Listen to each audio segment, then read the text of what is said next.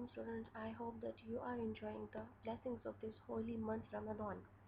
Today we will start the last chapter of history syllabus, chapter number 10, India's classical age, the Guptas. In this lesson, I'll explain you some topics and at the end of this video, you will be able to answer some questions that will be shown on the slides. So start the chapter. Students, the Gupta dynasty was founded in AD 320 and lasted for about 150 years until AD 467. During these 150 years, five Gupta kings ruled over a period of peace and stability. There were many developments during the Gupta age which included a great flowering of culture, especially in the sciences and arts. There was also a revival of Hinduism. Today this period is called the Golden Age of the Guptas or the Classical Age of India. One historian has commented that at this time in history, India was possibly the happiest and most civilized region in the world. The Gupta dynasty was begun by a man who became known as Chandra Gupta the first. You don't need to get him muddled with the Chandra Gupta who you learned about in chapter number 7. He called himself Maharaja Adhiraja. So the Chandra Gupta one called himself Maharaja Adhiraja. He, Historians are not sure, but they think that he was a Hindu. He probably did not come from a royal family but was a Raja from an Aryan tribe of Magadha. His family ruled Pataliputra at the time of the Kushans. Early in the 4th century AD, Chandragupta I married a rich princess. She was called Kumara Devi. She was a member of the Lichavi. Lichavi was a tribe, and those were the people in the ancient and powerful group which had controlled much of Bihar for centuries. With the help of the Lichavis, Chandragupta I was able to form a strong army. He conquered nearby kingdoms and soon became the most powerful ruler in northern India. To celebrate his victories, Chandragupta I made gold coins inscribed with the names of himself, Kumara Devi, and the Lichavis. Gupta Empire extended west to the Indus Valley. As with other regions conquered by the Guptas, the rulers of these western areas were allowed to continue ruling as long as they paid tributes. Chandragupta I ruled for about 10 years. He was followed by four more Gupta rulers. Each of them gave himself the title Great Raja of Rajas. The second Gupta ruler after the Chandragupta I was Samudragupta. He ruled from about AD 330 to about AD 375. He was the son of Chandragupta I. He made himself the most powerful ruler in India and defeated many rajas. A historian has called him one of the most remarkable and accomplished kings recorded in the Indian history.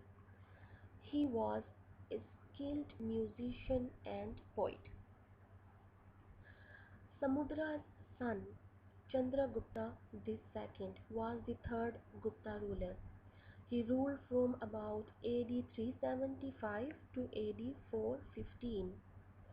In his time, the Gupta Empire extended from the Bay of Bengal to the Arabian Sea. He gave himself an extra title, Vikram Aditya, son of valor. On coins, he liked to show himself fighting a lion.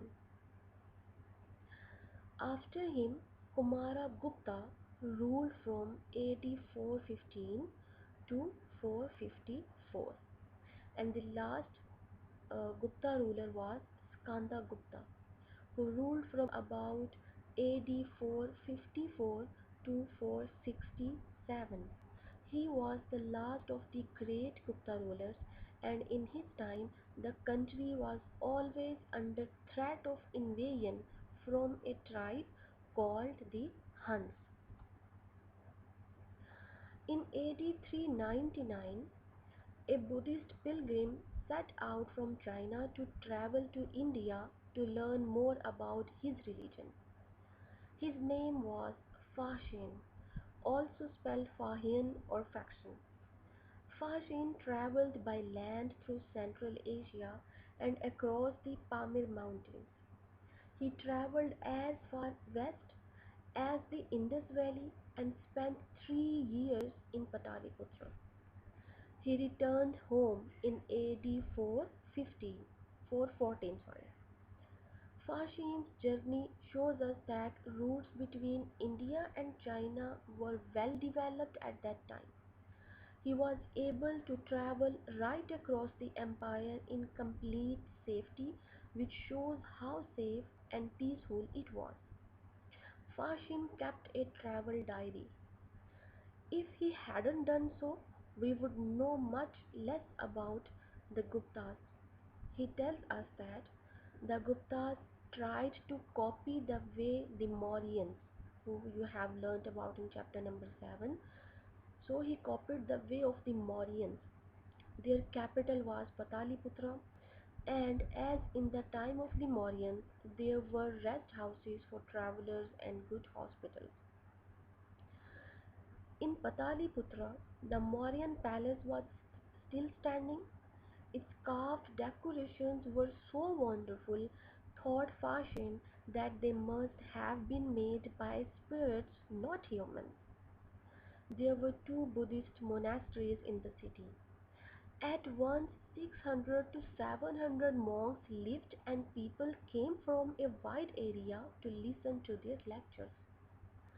Ashoka's Buddhist rules were kept in some areas. Fashin tells us no one kills any living thing, or drinks wine, or eats onions or garlic. They do not keep pigs or fowls. There are no dealing in cattle, no butchers' shops or distilleries in their marketplaces. Fashion makes a short but interesting report of the river Indus region. Here Buddhism was still very strong at the time of his visit. Fashin says about his experience of crossing the river Indus. Historians are not sure exactly where this took place, but it was probably where the river Indus flows through the mountains north of the Punjab. Some of the achievements of the classical age of India have had a major effect on the world since Gupta times. Peace and prosperity allowed these developments to take place, and scientists, artists, musicians, writers, and thinkers were encouraged at the Gupta's royal court. People of the upper classes were expected to enjoy poetry, drama, and music. Learning was encouraged in the temples and at universities. At this time, the important universities in the north of the Gupta Empire included one at Nalanda in Bihar. This university had taken over from the one at Taxila as the most important center of learning in the subcontinent and attracted students from all over the Asia. Gupta's sport of learning and study and the work in the universities produced important results in the areas of Hindu religion, the revival and development of Sanskrit language and literature, especially poetry and drama, science, especially mathematics and astronomy, arts, including sculpture, architecture, painting, and music, and the last one, law and philosophy. The Gupta age has been called the Hindu Renaissance or rebirth of culture and learning.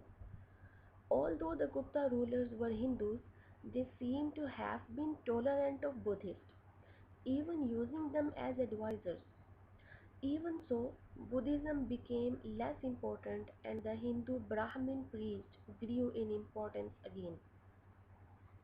Many of the important developments in art, architecture, and sculpture of the Gupta Golden Age were in fact due to this new interest in the Hindu religion. In chapter 4, you learned that the Brahmins were the highest caste. Now, several hundred years later, even the royal family had to show great respect to them. The first Hindu temples were built in Gupta times. Before then, Hindus had practiced their religion in caves or simple shrines. Now Hindus worshipped statues and pictures of several gods, whom they believed to have great powers. The most important ones were Brahma, the god who created the universe, the god Shiva, who both destroys and keeps things going, Vishnu, the god of order in the universe. With the revival of Hinduism, the caste system became important once more. At about this time, outcasts appeared. Outcasts were people who did unpopular work, such as grave digging, killing animals, and tanning animals' skins to make leather. They were thought to be unclean and therefore untouchable. The Chinese pilgrim Faxing tells us that outcasts had to live separately. When they went into a town or a shopping area, they hid a piece of wood to warn people that they were coming. At about this time, a new custom of sati was introduced.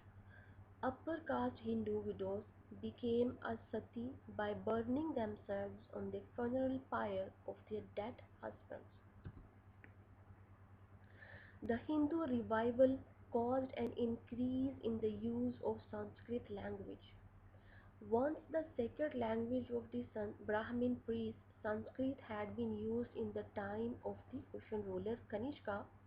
Many scholars of Gupta times used Sanskrit, which now became the language of the court and of learning and the official language used on coins. It was still not used by ordinary people, however. During the time of the Guptas, Sanskrit literature became very popular. Students, do you remember learning about the Rig Veda in chapter number 4? I hope that you do so. It was a collection of ancient poems and hymns which began with the Aryans. Now, in Gupta times, the Rig Veda, as well as the other Vedas and similar ancient poems and texts such as the Bhagavad Gita, the Mahabharata, and the Ramayana, were written down in Sanskrit in the form that is known today. Gupta rulers loved poetry and plays written in Sanskrit language. At court, they held poetry competitions and poets competed to see who could write in the most clever and complicated style, using riddles, jokes, and word plays. For example, one poet wrote poems which had no S sounds in them. Another wrote a poem that had one meaning when the lines of the poem were read from left to right, and another meaning when they were read from right to left. Kalidasa, a writer from this time, is often called India's greatest poet and playwright. Playwright is a person who writes the plays. Kalidasa wrote in Sanskrit language and was the court poet during the reign of the Chandra Gupta II. Kalidasa is perhaps best known for his plays. The most famous play of him is Sakuntala, a love story which one historian has called a masterpiece of world literature. Gupta plays had to be written according to firm rules and Hindu ideas. They were supposed to make the audience feel calm and peaceful. Because of it, there were no Gupta tragedies. plays with an unhappy ending.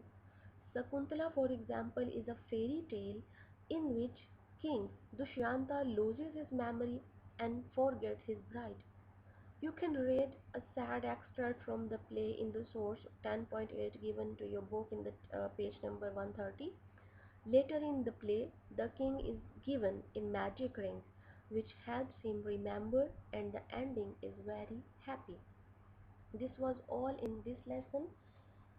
All these questions that are shown in this slide, you have to write the answers of these questions that I have already explained in this video on your notebook, and you will send it to me. Till then, take care of yourselves.